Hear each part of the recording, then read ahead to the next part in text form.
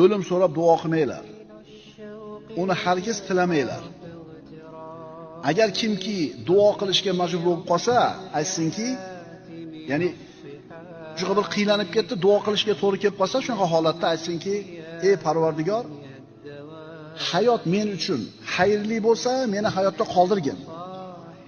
Agar vafot men uchun xayrli bo'lsa, meni vafot ettirgin. Tushunarlimi? Tirik qolishim men uchun yaxshilik bo'lsa, hayotda qoldir. Yo'q, dunyodan o'tib ketgani men uchun yaxshiroq bo'lsa, vafot topdir. Chunki kelajakda sizni nima kutib turganligini bilmaysizda. G'azablanma. Seni Allohning g'azabidan uzoqlashtiradigan narsa g'azablanmasliging dedi. Mana shu hadis g'azabimiz kelgan paytda yordamimizga tushsa zo'r bo'ladi.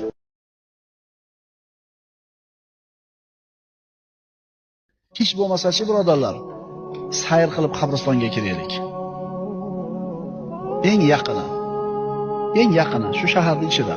Kiring, qabrlarga bir qarang, ibrat olasiz.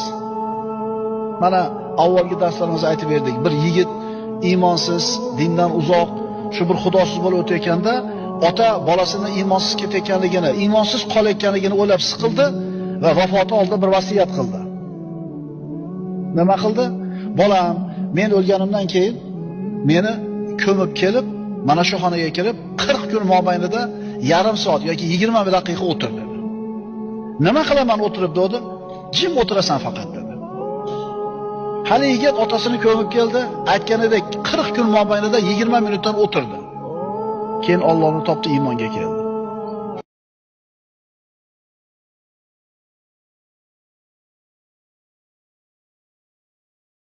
Bir odamni yengilroq yaxshi ko'rgin. Ehtimol bir kun yomon ko'rib qolishing bor. Bir odamni yengilroq yomon ko'rgin, bir kun nima bo'lib qolishi bor, yaxshi ko'rib qolishing bor.